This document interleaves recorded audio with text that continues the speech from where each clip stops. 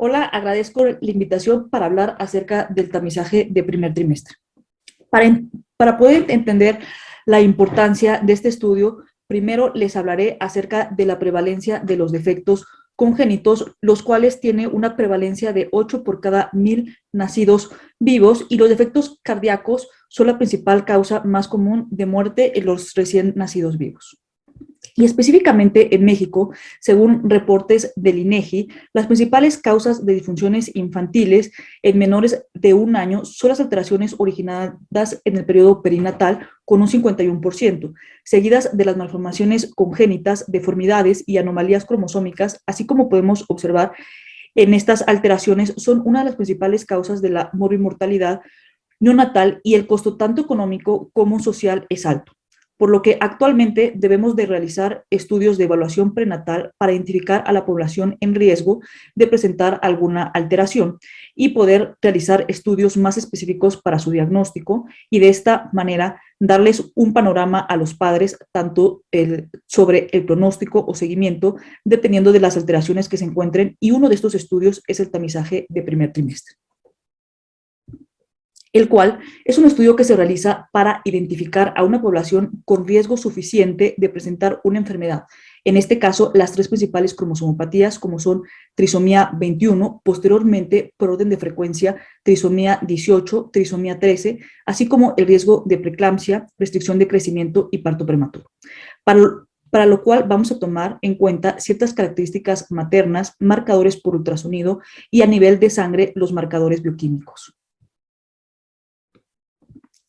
Otro de los objetivos de esta ecografía son datar adecuadamente el embarazo, ya que al principio del embarazo es el momento ideal para valorar la edad gestacional, y si hubiera una diferencia de 5 días entre la edad por la menorrea y la edad por la medida de la longitud cráneo-cauda, se sugiere datar la edad gestacional conforme a esta última. También nos permite el diagnóstico temprano de anomalías fetales mayores que se pueden observar en el primer trimestre, a realizar una evaluación anatómica temprana. Y también nos permite la detección de los embarazos múltiples con un diagnóstico correcto de la cronicidad. Como parte de la historia de este tamizaje, sabemos que desde 1866 Landon Down señaló como características comunes de las pacientes con trisomía 21 tenían ciertas características en común, como un déficit de la elasticidad de la piel, la cara achatada con una nariz pequeña y ausencia del hueso nasal, por lo que en la búsqueda de su diagnóstico comenzaron a introducir ciertos marcadores como la edad materna. Posteriormente, en 1990, con Nicolaides, la medida de la translucencia nucal y los marcadores bioquímicos fueron trasladándose de un segundo trimestre a un primero para mejorar la tasa de detección. Para comenzar a realizar este estudio, primero debemos de considerar que la edad óptima de este tamizaje se realiza entre la semana 11 a la semana 14 de gestación. Sin embargo, se toma en cuenta la medida de longitud cráneo-cauda, la cual es de 45 a 84 milímetros. Como les mencioné anteriormente, el principal objetivo de este estudio es realizar el tamizaje hacia las principales cromosomopatías, y para esto sabemos que la edad materna juega un papel importante, ya que el riesgo a priori de la prueba depende de la edad gestacional y la edad materna. Y como observamos en esta diapositiva, conforme la edad materna va aumentando, el riesgo de trisomía 21, 18 y 13 aumenta.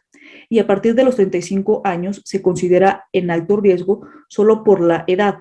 Sin embargo, esto solo tiene un 30 a 35% de sensibilidad, por lo que añadiremos otros marcadores por ultrasonido y bioquímicos para ir mejorando esta sensibilidad. A nivel de ultrasonido, uno de los parámetros más importantes a evaluar es la translucencia nucal, la cual es la representación ecográfica de la colección de líquido bajo la piel de la nuca del feto en el primer trimestre. Y la incidencia de cromosomopatías y otras anomalías se relaciona con el tamaño aumentado, y como puede observarse en la tabla superior, cuando observamos una translucencia nucal normal por debajo de la percentil 95, el riesgo de presentar defectos cromosómicos es de 0.2%. El riesgo de presentar defectos mayores es de 1.6% y el 97% de este grupo está vivo y sin alteraciones. Sin embargo, conforme esta va aumentando, estos riesgos se disparan. Por ejemplo, cuando tenemos una translucencia de 3.5 a 4.4, que sabemos que ya sobrepasa el percentil 99 en todas las edades gestacionales, el riesgo de presentar defectos cromosómicos es hasta un 21%, el de presentar una muerte fetal es de 2.7% y el de presentar alguna alteración mayor de un 10% y solo el 70% de este grupo estará vivo y sin complicaciones. Por eso es la importancia de este marcador y cuando tenemos un tamizaje de edad, mala translucencia nucal, la sensibilidad de nuestra detección aumenta un 75%. También debemos de considerar que no solo el aumento de la translucencia nucal nos refleja el riesgo de cromosomopatías, sino también puede estar asociado a otras causas como cardiopatías, síndromes genéticos como el síndrome de Noonan y la asinesia fetal. Por eso, que si tenemos el antecedente de haber tenido una translucencia nucal aumentada, también se debe de realizar una evaluación ecográfica en el segundo trimestre. En cuanto al grosor de la translucencia nucal de los fetos haploides, este aumenta con la edad gestacional. Sin embargo, a medida de 3.5 se encuentra por arriba de la percentil 99, independientemente de la edad gestacional. Y los estudios muestran que la mediana de los fetos haploides oscila de 2 milímetros, pero en los fetos con trisomía 21, el 75 al 80% de estos tiene una translucencia nucal aumentada por arriba de la percentil 95, con una media de 3.4 milímetros, y esta media se ve aumentada para trisomía 18 de 5.5 y trisomía 13 en 4 milímetros, y el síndrome de Turner suele encontrarse todavía más aumentada hasta 9 milímetros. Como nosotros tomamos el tamizaje de edad con la translucencia nucal, la tasa de detección será de un 75% con una tasa de falsos positivos de un 5%, por lo que se agregaron los marcadores emergentes y los marcadores bioquímicos para aumentar esta tasa de detección. Para mejorar la tasa de detección del test combinado a un 93 a 95% y disminuir la tasa de falsos positivos a un 3%, se utilizaron los marcadores emergentes, los cuales nos ayudan a discriminar a un grupo de riesgo bajo o alto cuando nos encontramos en un riesgo intermedio, reduciendo también la tasa de falsos positivos. Estos marcadores emergentes son el hueso nasal, el ductus venoso y la regurgitación tricuspidia. El hueso nasal se debe de valorar en un plano medio sagital cuando el feto se encuentra en una posición neutra con el transductor en paralelo y donde se valora la presencia de 3 líneas. La primera o la línea superior representada por la piel, la inferior y más gruesa y ecogénicamente representada por el hueso, y la tercera, que es la punta, que es la punta de la nariz, la cual encontramos enfrente. Ajá. Y este se considera como presente o ausente. Este parámetro se utiliza debido a que un porcentaje considerable de fetos con alteraciones cromosómicas lo tiene ausente, como por ejemplo el 60% de los fetos con síndrome de Down. Sin embargo, también debemos de considerar que el 1 a 3% de la población haploide lo va a tener ausente. Otro marcador emergente a evaluar es el ductus venoso, el cual es un vaso pequeño que conecta la vena umbilical con la aurícula derecha, llevando el 20% de la sangre oxigenada, y al ser un vaso que se encuentra cercano al corazón, también refleja indirectamente el funcionamiento del mismo. Este vaso se caracteriza por tener una velocidad alta durante la sístole y la diástole y un flujo anterógrado durante la contracción atrial. Para evaluar este marcador se valora la apariencia de la onda atrial, encontrándose positiva cuando éste se encuentra normal y reversa cuando se encuentra anormal. Al igual que con el hueso nasal, este parámetro se utiliza debido a que un porcentaje considerable de fetos con alteraciones cromosómicas lo tiene reverso, hasta un 65% en fetos con trisomía 21. Sin embargo, también debemos de considerar que hasta el 4% de los fetos sin ninguna alteración cromosómica puede tenerlo alterado. Por otro lado, como ya mencionamos con anterioridad, este vaso también puede reflejar una alteración a nivel cardíaco. tal como se muestra en esta publicación cuando la onda atrial se encontraba reversa y esta alteración es aislada sin verse modificada la translucencia nucal, tendrá una sensibilidad y especificidad para presentar alguna alteración cardiológica en un 50 y 90% respectivamente.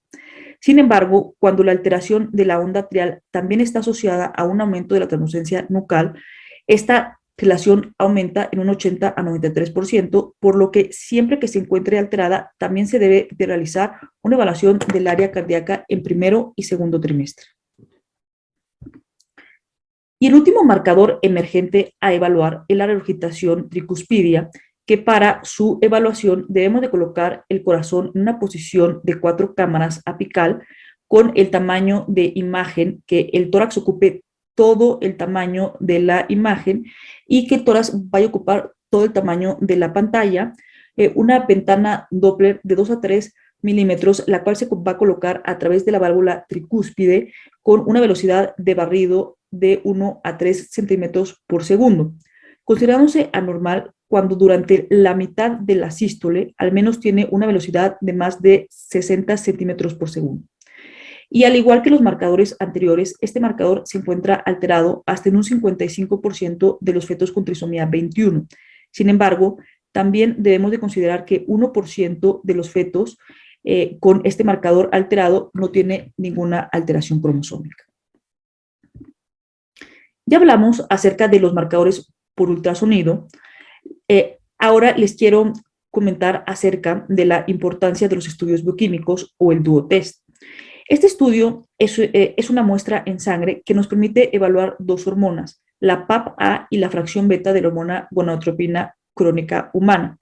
Para fines de nuestro tamizaje, cuando incluimos edad y la translucencia nucal, tenemos una sensibilidad de la prueba de un 75%, pero si añadimos los marcadores bioquímicos, que es lo que llamamos el estudio combinado, nuestra sensibilidad aumenta a un 90%. Es por eso que siempre recomendamos realizar el estudio completo. Pero para entender su importancia, les hablaré de manera individual de cada uno de estos marcadores. La proteína A placentaria asociada al embarazo es una glicoproteína producida a nivel del citotrofoblasto, la cual aumenta su concentración conforme avanza el embarazo durante el primer trimestre. Y sus niveles bajos están asociados a alteraciones cromosómicas como trisomía 21, 18 y 13. Por otro lado, al ser una proteína placentaria, sus niveles reducidos también está asociado a restricción de crecimiento y preeclampsia. La fracción beta de la hormona gonadotropina crónica humana es una proteína producida en el citotrofoblasto, la cual alcanza sus niveles máximos entre la semana 8 a la semana 10 y luego va disminuyendo hasta la semana 20 a la semana 22. La utilización de esta es cuando sus niveles están aumentados, está asociado a trisomía 21 y sus niveles disminuidos a trisomía 18 y trisomía 13. Tal como mostramos en esta gráfica, el valor que nos reporta en el laboratorio primero se tiene que traspolar a múltiplos de la mediana de acuerdo a la población haploide. Es de 1. Y en los embarazos con trisomía 21, la fracción beta de la hormona gonadotropina crónica humana está aumentada al doble y la PAP a la mitad en comparación con los embarazos cromosómicamente normales. Y en el caso de los fetos con trisomía 18 y 13, encontramos ambos marcadores bioquímicos disminuidos. Sin embargo, al comparar estas dos trisomías, se observa que estos valores están todavía más disminuidos en trisomía 18. Y en cuanto a las triploidías, se ha observado que en las maternas se encuentran valores todavía más disminuidos con respecto a la trisomía 18 y en las paternas observamos un patrón de la fracción beta aumentada y la PAP-A disminuida.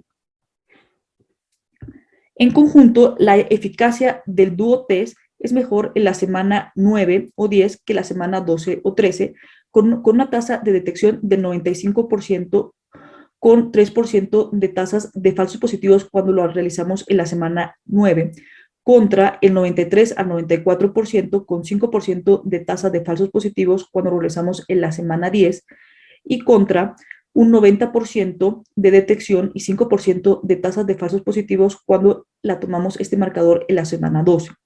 Sin embargo, la ecografía para detectar anomalías fetales es mejor en la semana 12 que la semana 11 y mucho mejor la semana 12 que la semana 10. Por tal motivo, es aceptado tomar tanto los marcadores bioquímicos como el ultrasonido en la semana 12 que mejora la tasa de detección. Como vemos, el tamizaje combinado, donde metemos en la calculadora tanto los datos clínicos de la paciente, su edad, la medida por ultrasonido y los marcadores bioquímicos, es un buen método para realizar el tamizaje de las principales cromosomopatías con una tasa de detección de un 90% y 5% de tasa de falsos positivos. Ahora analizaremos cómo clasificar de acuerdo a los grupos de riesgo de probabilidad. Como les he estado mencionando, todos los datos los vamos a ingresar a una calculadora que nos permite realizar el cálculo de riesgo para las tres principales cromosomopatías, trisomía 21, 18 y 13, siendo más sensible para trisomía 21.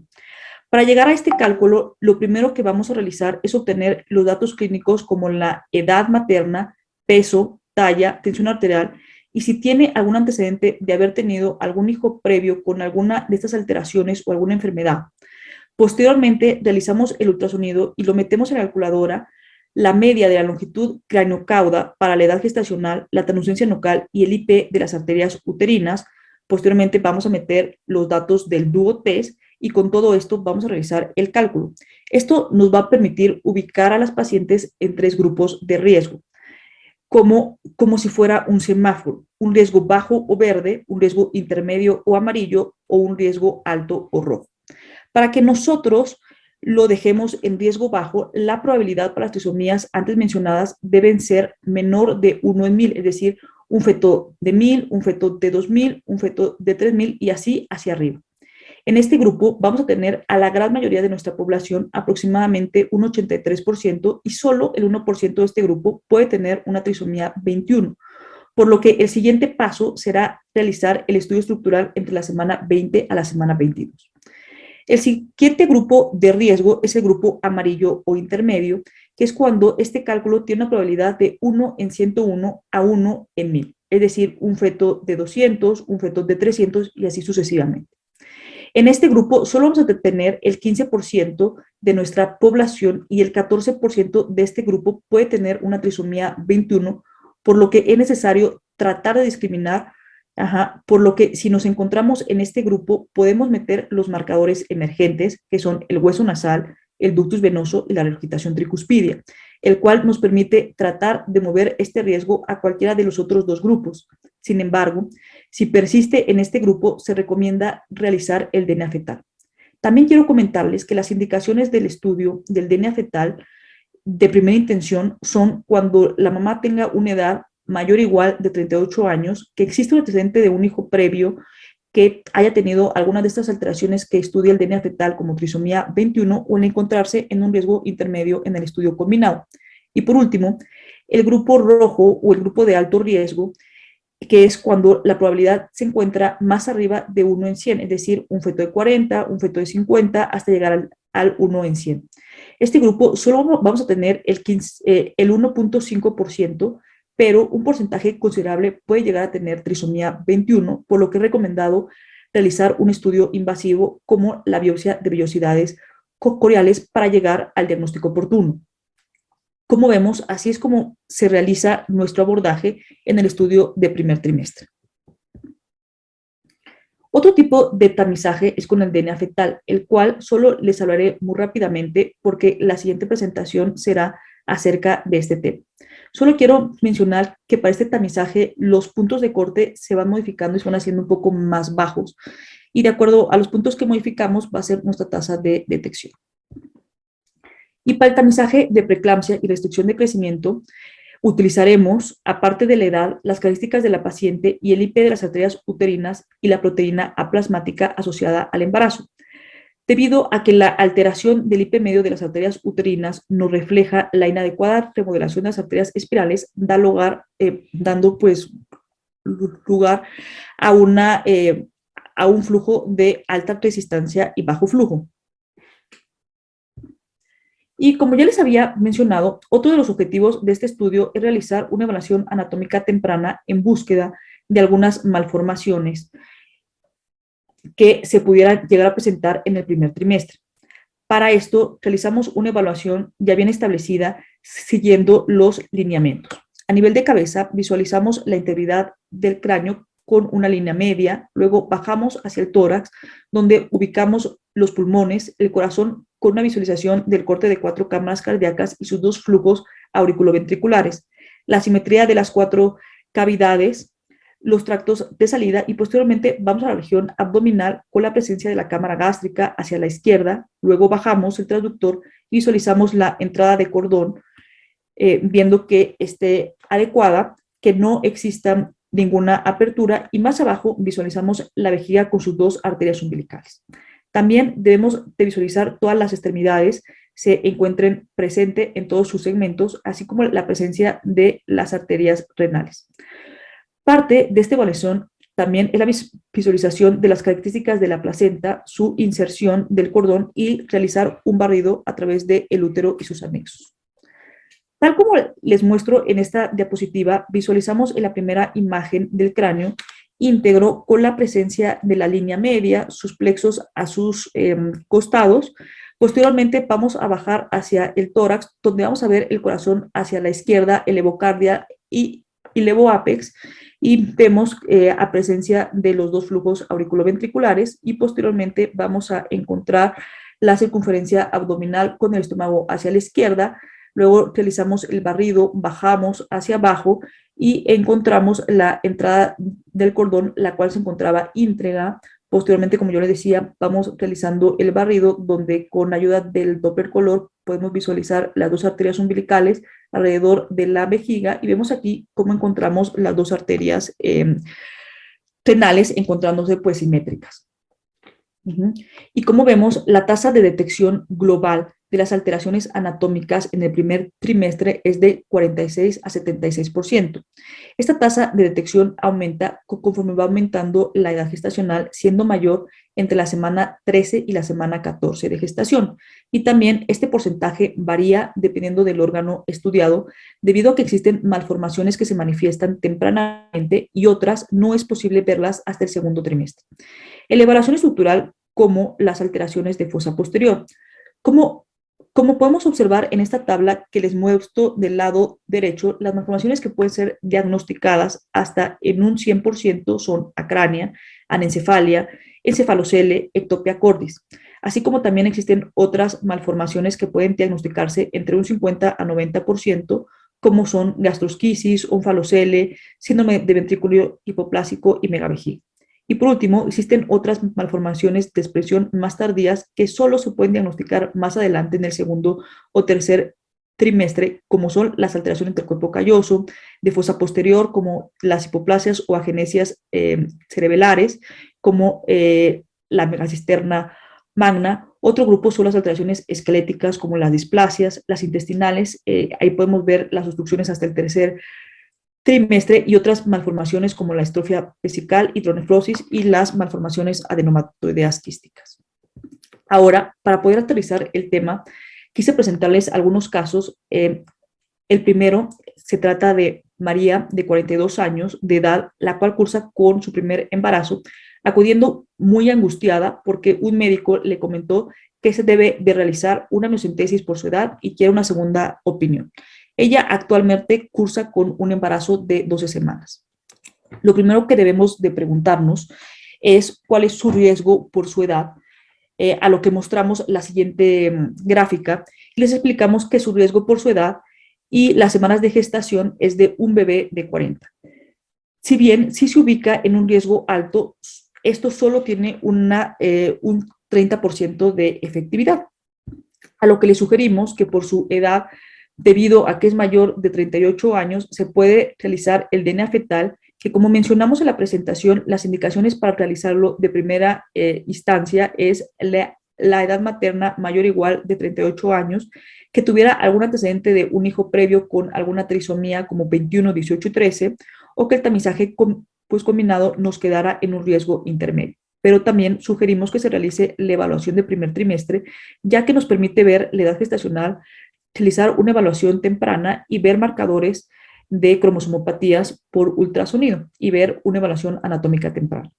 María decide realizarse el estudio de primer trimestre, pero le comenta que prefiere realizar el dúo test y en base a los resultados decidirá qué es lo que sigue. Se le realiza a María todo y ahora les muestro cómo se introduce en la calculadora. Lo primero que tomamos en cuenta es el nombre, edad, luego metemos las características de la paciente, como su peso, talla, si padece alguna enfermedad, algún antecedente como preeclampsia de la madre y si el embarazo fue espontáneo o por algún método de reproducción asistida. En este caso pesaba 58 kilogramos, medía 1,63, no tenía antecedentes y este embarazo fue espontáneo. Posteriormente metemos los datos del ultrasonido cuando nos dio la medida por longitud cranio-cauda, la translucencia nucal, el IP de las arterias uterinas y la longitud cervical. En este caso, tuvo una longitud cranio-cauda de 54.3, la translucencia nucal fue de 1.9 y el IP de las arterias uterinas medio se encontraba elevado en 2.9 y la longitud cervical fue de 4 centímetros. Después, metimos el resultado del dúo test y vemos que se traduce en múltiplos de la mediana. Para la fracción beta nos encontramos con una MOM de 2 y para la PAP de 0.43. Ya hablamos de la media de los fetos haploides era de 1, por lo que para la gonadotropina nos dio aumentada y para la PAP disminuida. Y por último, ingresamos las medidas de las tensiones arteriales tanto del brazo izquierdo como del brazo derecho. Le ponemos calcular y observamos que de acuerdo a los datos nos dio un riesgo elevado para trisomía 21. Vemos que por su edad partida de 1 en 53, lo estamos bajando, bueno, elevando a 1 en 8, es decir, un feto de 8 sí va a tener trisomía 21. Pero también vemos el riesgo de restricción de crecimiento y preeclampsia. Por lo que a todo esto tenemos que recomendarle que como parte del abordaje está en un riesgo elevado y se sugiere la realización de una biopsia de vellosidades coriales, tal como les mostramos en este algoritmo. El segundo caso se trata de Regina, de 36 años de edad, cursando su segundo embarazo. El embarazo anterior fue hace 10 años por un parto de un niño de término sin complicaciones y con un adecuado peso al nacimiento de 3 kilogramos. Actualmente cursa con un embarazo de 13 semanas de gestación y acude únicamente para el tamizaje de la semana 11-14. Se realiza la evaluación encontrando una longitud cranio-cauda de 60.5, dando para 12.4 semanas de gestación. La translucencia nucal la vemos bien de 1.4 por debajo de la percentil 95. Pero al realizar el estudio bioquímico nos reporta una fracción beta de 1.1 y una PAP de 0.3, estando esta última disminuida y una presión arterial adecuada. Realizamos el cálculo y nos queda en un riesgo intermedio para trisomía 21, 1 en 217, por lo que en este caso está indicado utilizar los marcadores emergentes para tratar de discriminar entre un riesgo alto o un riesgo bajo. Al ingresar, vemos que nos queda un riesgo bajo, por lo que la siguiente acción a seguir fue continuar con la exploración estructural en el segundo trimestre y en caso de que nos siguiera quedando en un riesgo intermedio a pesar de los marcadores emergentes, la sugerencia sería realizar el estudio de DNA fetal en sangre materna. El tercer caso se trata de Julia, de 30 años de edad, la cual cursa con un embarazo de 11.2 semanas de gestación, acudiendo a consulta únicamente para la realización de su tamizaje de la semana 11-14. En la exploración observamos una longitud cranio-cauda acorde a las semanas de gestación, pero llamaba la atención la translucencia nucal, la cual se encontraba aumentada de 4.45 milímetros, francamente por arriba de la percentil 99. En la evaluación de los otros marcadores emergentes observamos la presencia de hueso nasal, pero el ductus venoso lo observamos con una onda A reversa, con un IP aumentado de 3.85. Y en la evaluación anatómica encontramos que a nivel de corazón observábamos que únicamente era posible evidenciar un solo flujo auriculoventricular. Al realizar el cálculo de riesgo, reportamos una probabilidad calculada para trisomía 21 de 1 en 19, a expensas de una translucencia nucal por arriba de la percentil 99 En la evaluación anatómica temprana nos impresionaba la presencia de un solo flujo auriculoventricular, así como la presencia de un ductus venoso con onda A reversa, hallazgos que eran compatibles con un probable canal AB, por lo que sugerimos una evaluación genética en búsqueda de un diagnóstico invasivo para descartar alteraciones cromosómicas y una evaluación por el cardiólogo fetal. Recapitulando, para el abordaje, tenemos un caso de una mujer de 30 años que se encuentra en el primer trimestre del embarazo. En nuestra evaluación por ultrasonido encontramos un aumento de la tenucencia nucal por arriba de la percentil 99 en 4.45. El ductus venoso también se encontraba alterado con una onda A reversa y a nivel del corazón visualizábamos un solo flujo sospechando de una cardiopatía compleja, por lo que se sugirió valoración por el cardiólogo fetal, genética y realización de estudio invasivo, porque recordemos que al encontrar un marcador mayor ya es suficiente para sugerir el estudio invasivo. Primero, sabíamos que ante el hallazgo de una tenucencia nucal aumentada, estábamos obligadas a descartar alguna alteración cromosómica, porque, como ya mencionamos, sabemos que la alta relación que existe con el aumento de la tenucencia y las alteraciones cromosómicas, esta relación va incrementada conforme va aumentando su tamaño. En nuestro caso, al tener una tenucencia nucal de 4.45, el riesgo descrito de alteraciones cromosómicas era de un 33%, pero también un riesgo de 18% de presentar alguna otra malformación.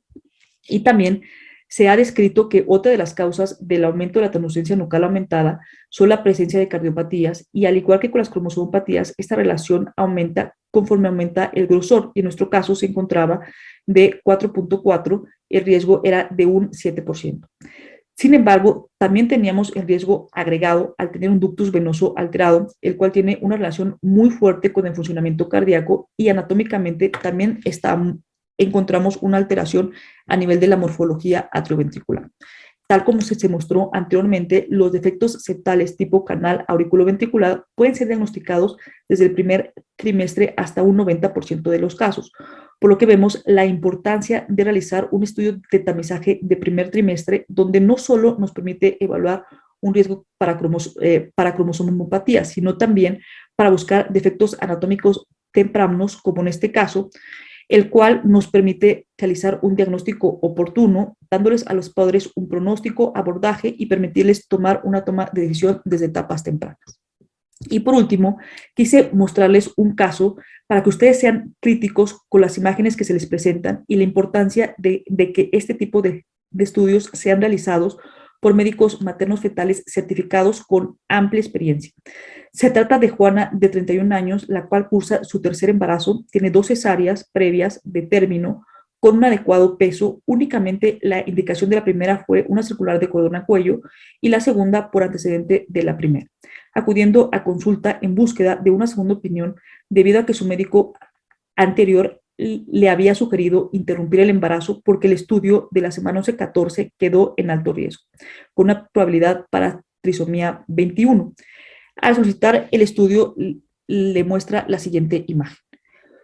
Como vemos, es una imagen mal tomada sin cumplir los criterios que se requieren para tomar una tenucencia nucal, donde se pide que sea un corte sagital medio, el feto en una posición neutra con una imagen ocupando el 75% de la pantalla, únicamente que se vea el tórax y la cabeza, por lo que se comenta que es imposible dar una asesoría acertada tomando en cuenta esta evaluación. Y por las semanas de gestación se le sugirió el DNA fetal en sangre materna y el estudio estructural entre la semana 18 a la semana 22. Así que como conclusiones podemos decir que el estudio de primer trimestre es un área de oportunidad para realizar un tamizaje de las principales cromosomopatías, principalmente trisomía 21, con una buena tasa de detección, siendo mejor la realización de cuando se realiza de manera combinada con el dúo test, así como también nos permite realizar una evaluación anatómica temprana en búsqueda de aquellas alteraciones que se manifiesten tempranamente, realizando el abordaje completo y multidisciplinario que nos permite establecer un diagnóstico oportuno, dar un pronóstico y seguimiento y facilitar así a los papás tomar una toma de decisión de acuerdo a los hallazgos encontrados. Muchas gracias.